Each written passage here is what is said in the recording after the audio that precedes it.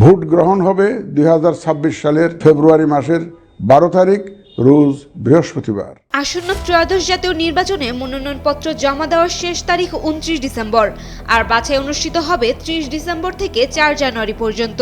Returning কর্মকর্তার সিদ্ধান্তের বিরুদ্ধে আপিলের শেষ সময় 11 জানুয়ারি, যা নিষ্পত্তি করা হবে 12 থেকে 18 জানুয়ারি। এছাড়া প্রার্থিতা প্রত্যাহারের শেষ দিন 20 জানুয়ারি এবং 21 জানুয়ারি প্রকাশিত হবে চূড়ান্ত প্রার্থী তালিকা ও প্রতীক বরাদ্দ।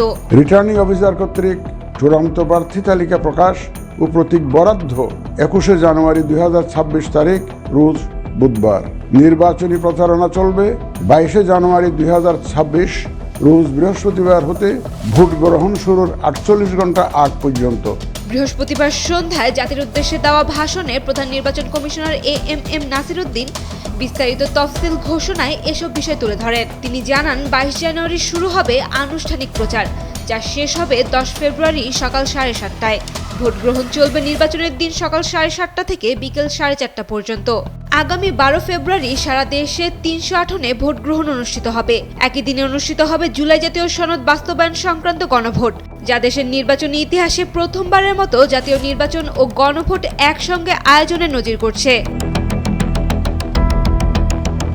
এবারের নির্বাচনে 12,76,00,000-এর বেশি ভোটার তাদের নাগরিক অধিকার প্রয়োগের সুযোগ পাবেন। প্রথমবারের মতো প্রবাসী বাংলাদেশিরাও এবার পোস্টাল ব্যালটে ভোট দিতে পারবেন।